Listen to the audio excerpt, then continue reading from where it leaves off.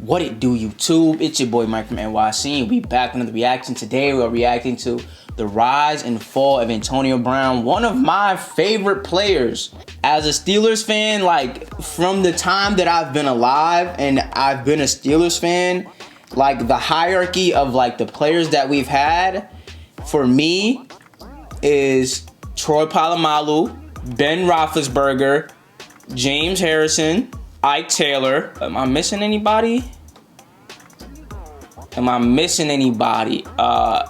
Ryan Clark.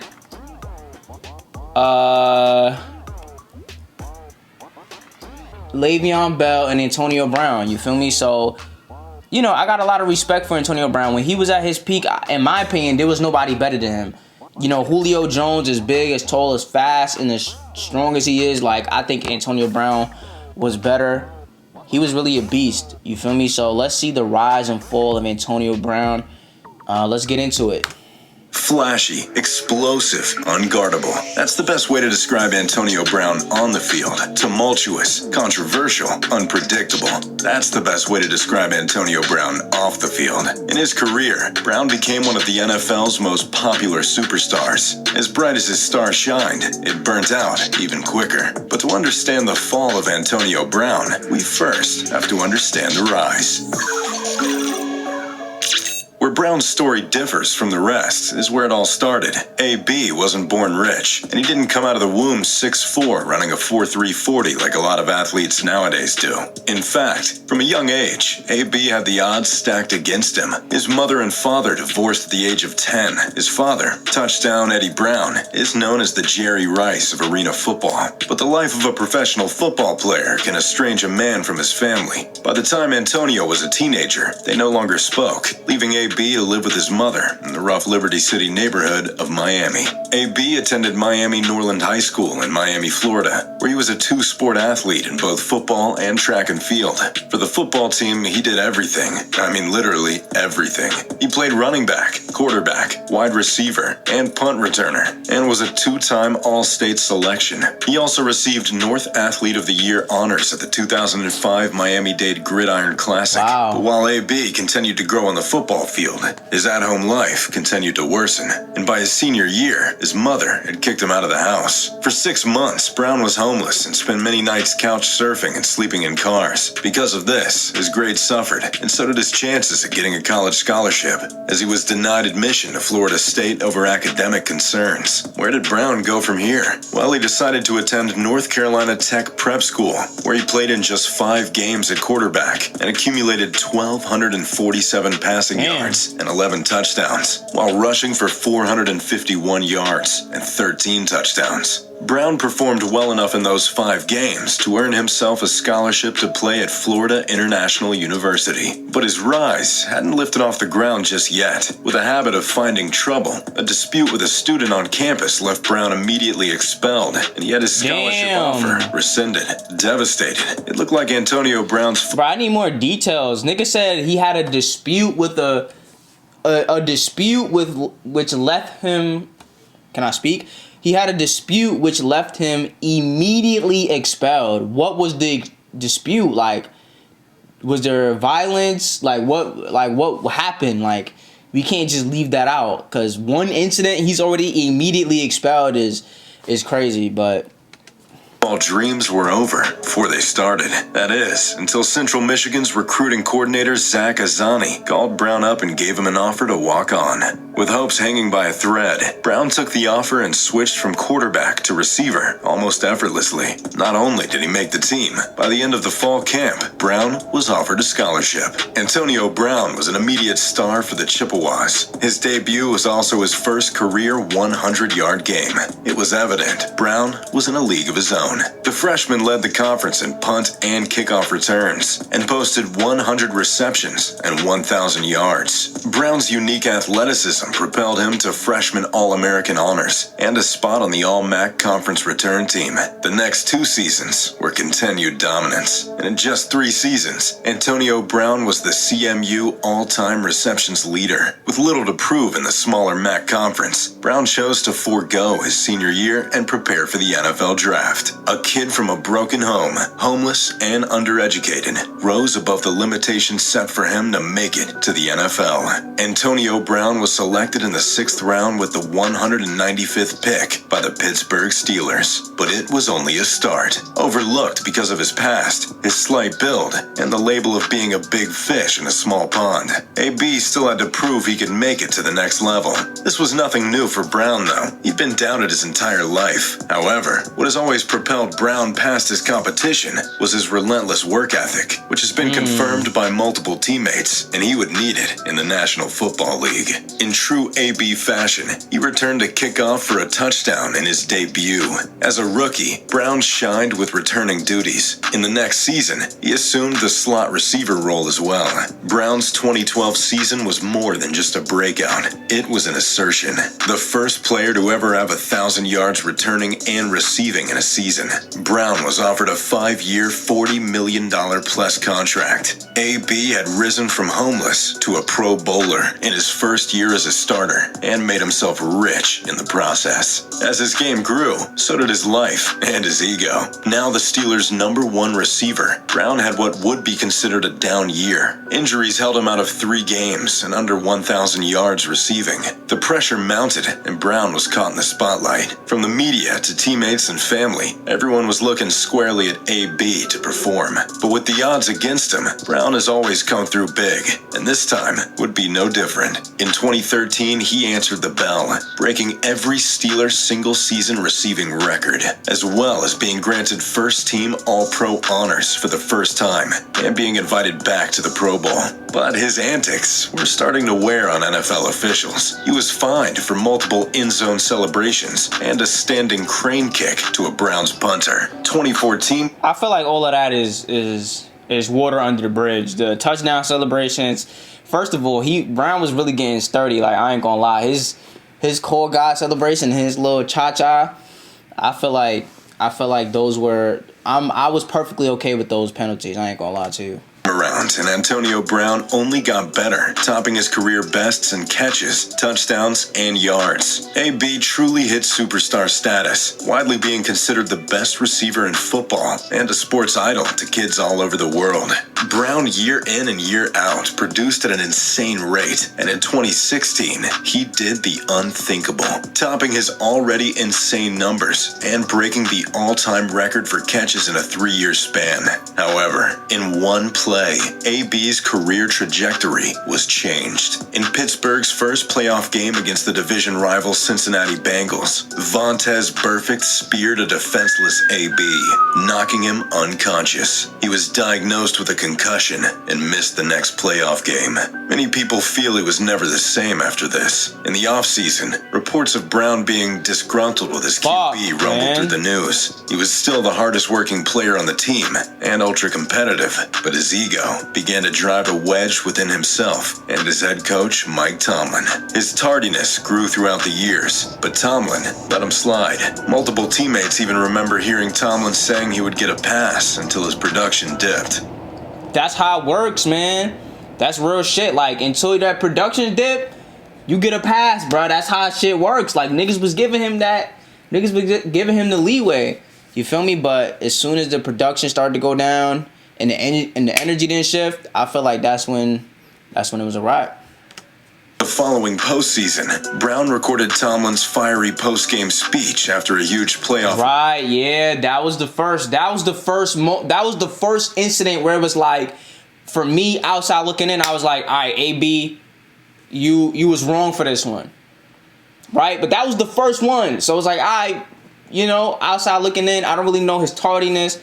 I didn't really know the whole situation with what was going on with him and Tomlin, but this was a public thing, so I'm like, outside looking in, I'm like, yo, AB, you wrong. Like, that's fucked up. You can't do that. That's not what you're supposed to do. Like, you're not supposed to be recording and doing shit like that. You feel me? But niggas get a pass. You feel me? Like, D-Lo got a pass.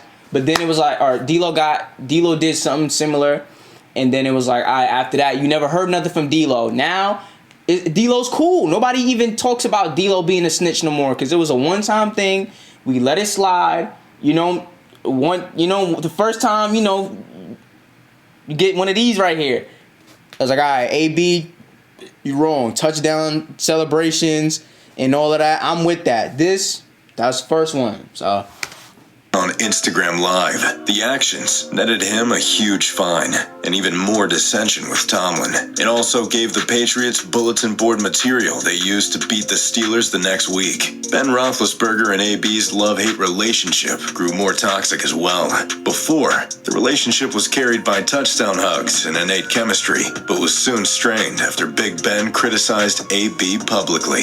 Despite his locker room drama, AB was too good to just let walk out of the door. So the Steelers re-signed him, making him the highest paid receiver in the league in 2017. The following 2017 and 2018 seasons brought along more production, but all signs pointed to AB's run with the Steelers coming to an end as the off-field issues continued. First, AB was arrested for throwing furniture out of a 14-story building, which allegedly hit a toddler below. Then, before the final game of 2018, AB got into a blowout argument with Roethlisberger. Brown skipped the Saturday practice and was suspended for the game, and that would be his last as a Steeler. He left Pittsburgh their second all-time receiver in history with well over 10,000 receiving yards. Brown was to be traded, and Buffalo agreed to a deal that who do we get for him? I'm trying to think. I don't remember. I don't know. A bill. That is, until he blatantly refused to accept the destination, squashing the deal after both teams were close to completing. Nigga said fake news, and the NFL posted it. The official Instagram of the National Football League. The Buffalo Bills are closing in on a deal to acquire Steelers wide receiver Antonio Brown via Rap Sheet. Antonio Brown, fake news.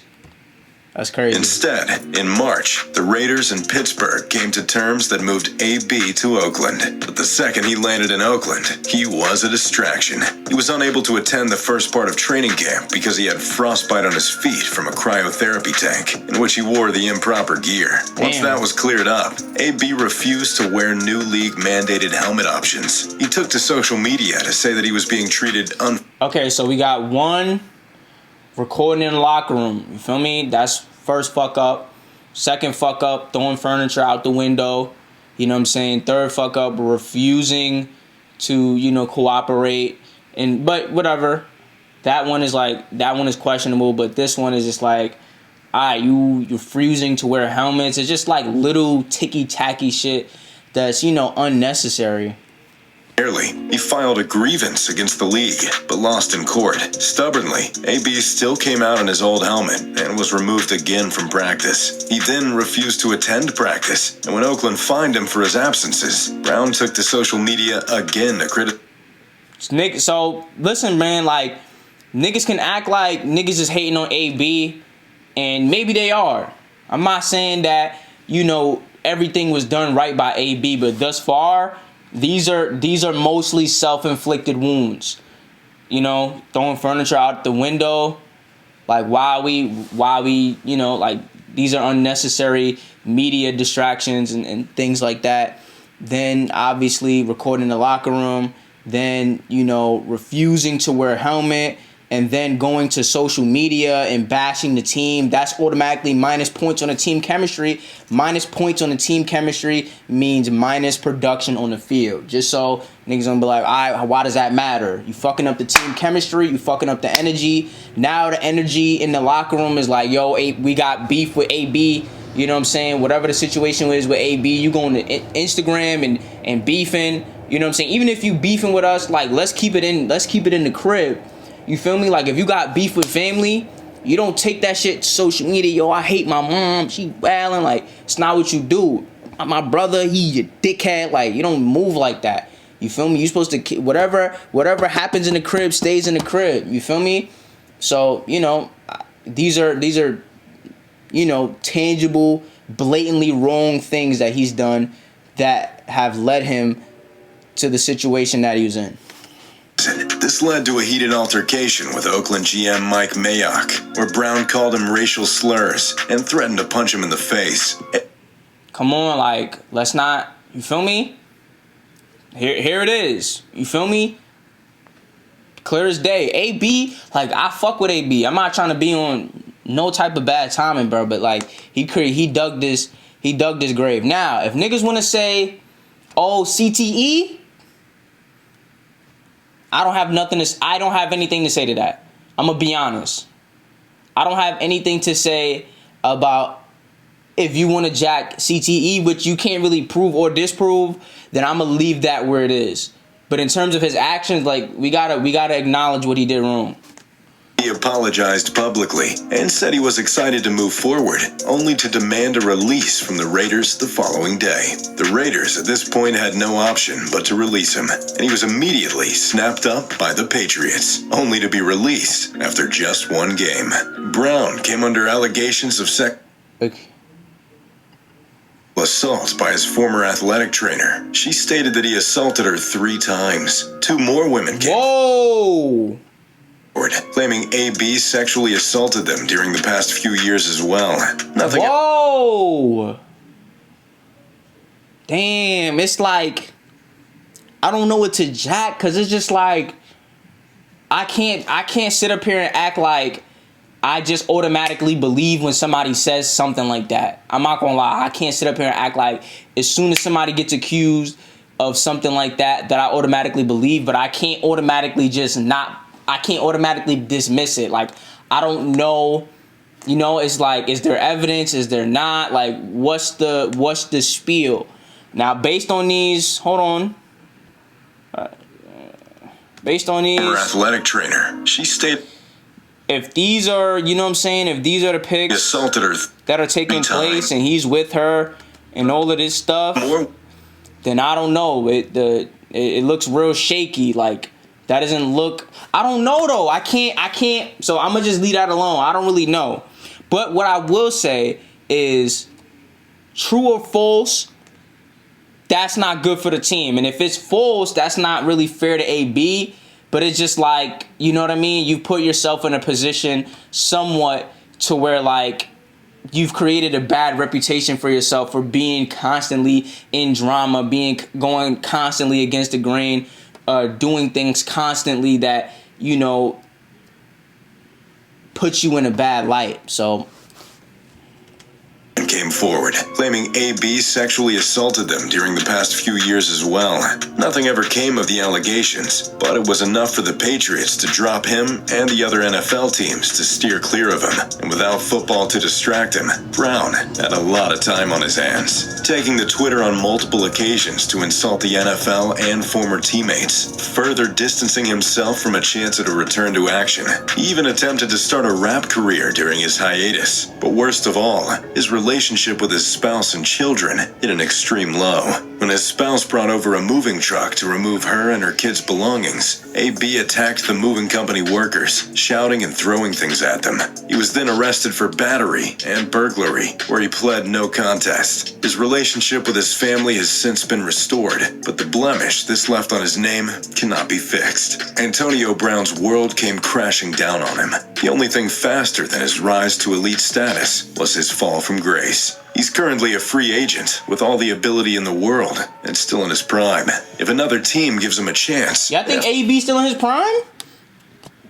He's really good. I don't know if he's in his prime, though. I don't know. He just hasn't been playing, so it's hard to really build that chemistry. Him and Big Ben had superior chemistry. I'm talking about, like, pre-snap read, like, the ball was always perfect, like, the cuts... Like, as soon as he cut, the ball was always perfect. So, you know, you need reps with your quarterback to get that type of timing and stuff. So, maybe he is in his prime. Maybe he just hasn't really gotten to get the reps and the practice with his QBs and stuff like that to really display that. But, I don't know. out an 8-game suspension recently placed on him by the NFL. But honestly, does he deserve one? Is AB even a player you'd want on your team? And do you think a team will take a chance on the fallen star? Let us know in the comments below. If you enjoyed the video, make sure to drop a like and subscribe. And make sure to turn on post notifications as well. As always, this has been another non-stop sports banger. Thanks for tuning in. Oh snap, my fault. So yeah, I would say that, is it possible that Antonio Brown has gotten done wrong in some regard by the NFL or whomever?